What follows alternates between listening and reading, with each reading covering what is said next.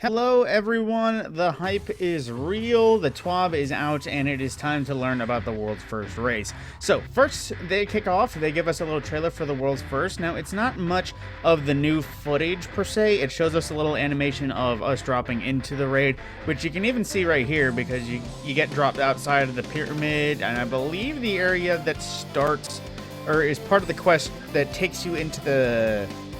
God, I always forget it. I think it's the birthplace of the Vile Strike, but it's hard to say. But, you know, trailer, it shows us past raid races, but then they start off with giving us some rules. First off, the time, it will start Saturday, March 5th at 10 a.m. Pacific, aka 12, or 1 Eastern. It's hard to say specifically. I always forget time zones, but it ends exactly 24 hours afterwards the next day. Now, contest mode. Contest mode will cap all players at 20 power below each encounter for the raid for the full 24 hours of the race. But artifact power is enabled and only provides benefit to players up to the cap of 1530. So say you're at 1520, but your artifact is at 10 plus power, it will help. But if you're at 1540 and your artifact is at 30, you're still 1520 or 1530. That's how that works. You'll want to, like they say, that you'll want to reach 1530 power by Saturday to have a fighting chance. And honestly, even if you did just run the legendary campaign and did one character's worth of powerfuls, if you do that same character again, you'll be raid ready. They're being very generous with the light grind this time around.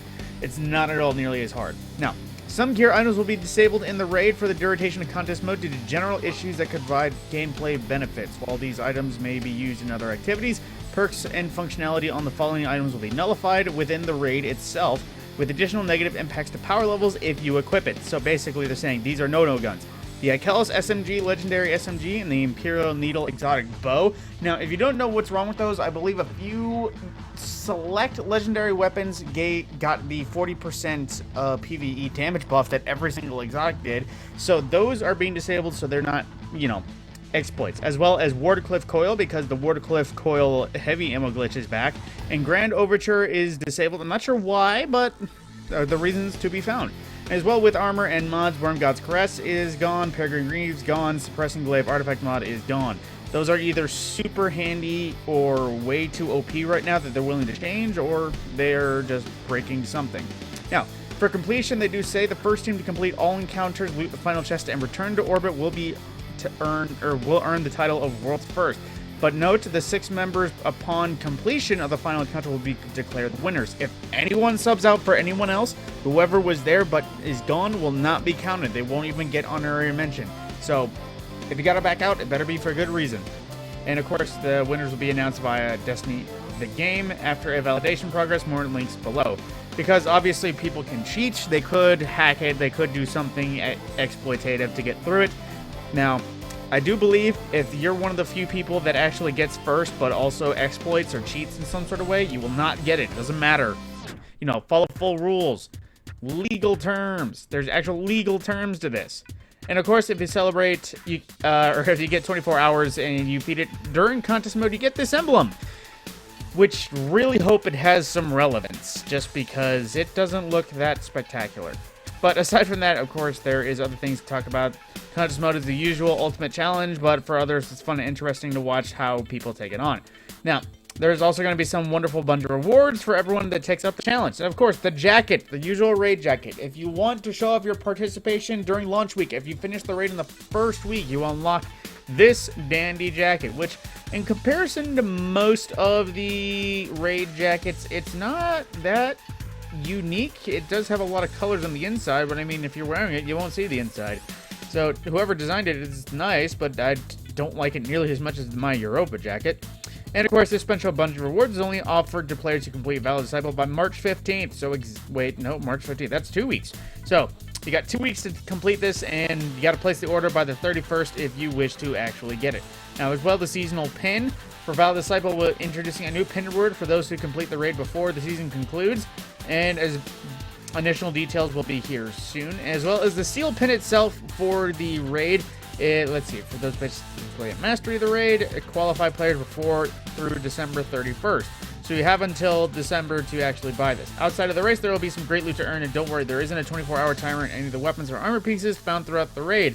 Just complete it a single time, that's pretty sweet emblem for you to collect. Now, that's a different emblem. I don't know if that's special for 24 hours or the raid itself, but you know. But of course, feedback there are talking about things. They're going to look into adjusting the Wellspring weapon drop rates, as well as just various other things for that. It's a patch targeted for next Thursday, increasing drop times for standard and deep sight resonance weapons or versions of these weapons. As well as Ascendant alloys, they're looking into adjusting how these drop in various other places, just because enhanced traits require 1 each, and they're not dropping nearly as much as people would prefer.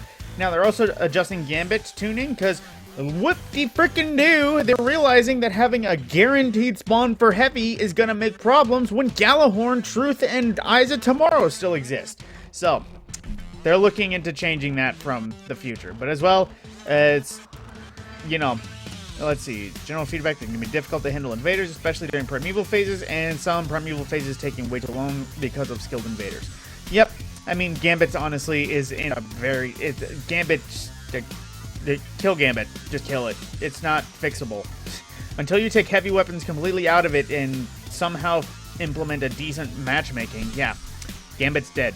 And of course, a new Prime gaming loop. We have a hard light for those who want it. It's one of its, well, ornaments. It's not fancy, but it's an ornament. And the Azura Zazel, one that looks like a snowmobile, Sparrow, and a brand new one, a Season of the Risen exotic.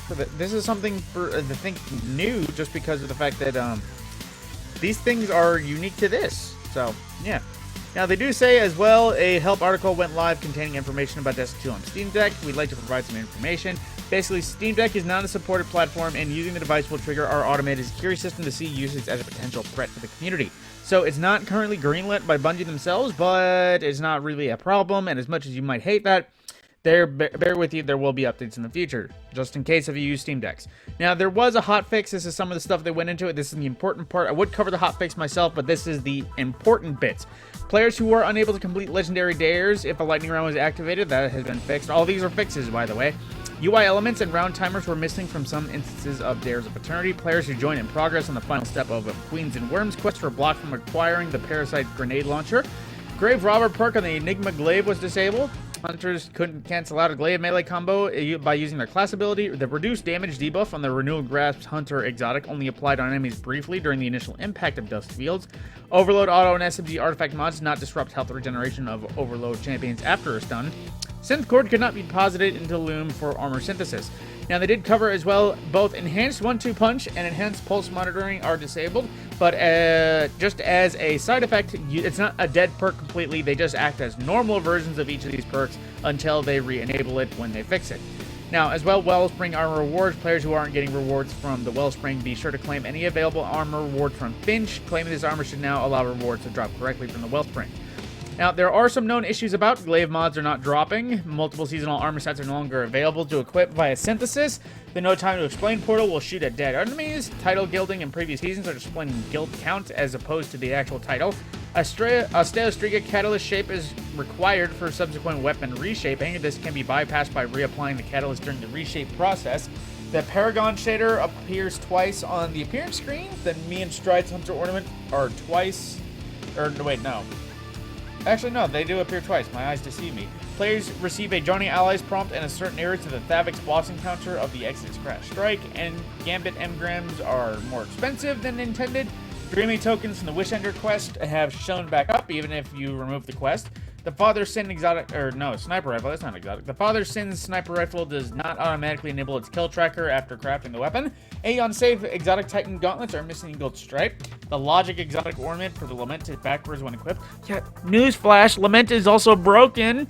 Yeah, fun fact, if you try to do a Deepstone Crypt for fun and bring Lament to Atrax, it barely does any damage. Like, barely enough to even do a damage phase. Like, survive a damage phase, I should say. The Champion mod UI indicators on players' weapons will disappear after leaving a rift, utilizing the Seeking Filaments exotic Warlock Legs perk. Reshaping the Enigma questline can become stuck on the final step for some players, and Ascendant Alloy purchase limiter on Rahul did not refresh after the weekly reset. A lot of people were angry about that. That is a full list of current new known articles at the writing of the TWAB, and of course the usual known issues article in the help forum are here. Then we have usual movies of the week to go through it, and you know, that's a pretty cool thing. I should send that to some of my buddies. But then, so much to do, so little time. Now, 10%, you know, okay. They didn't release this one. This one's a fundraiser thing. If you want to buy the Wear TWAB t-shirt, 10% of the profits of the sale of this t-shirt will go to the Bungie Foundation directly. So, If you don't want to donate, but you still want the shirt, too bad. Donate. You crap. But aside from that, this is everything about the TWAB. Lots of fixes, raid race, everything. Gonna be a good week in Destiny. Raid races are always a good time of the year. But with that, my name is Matt Scorpion. I will see you in the next video.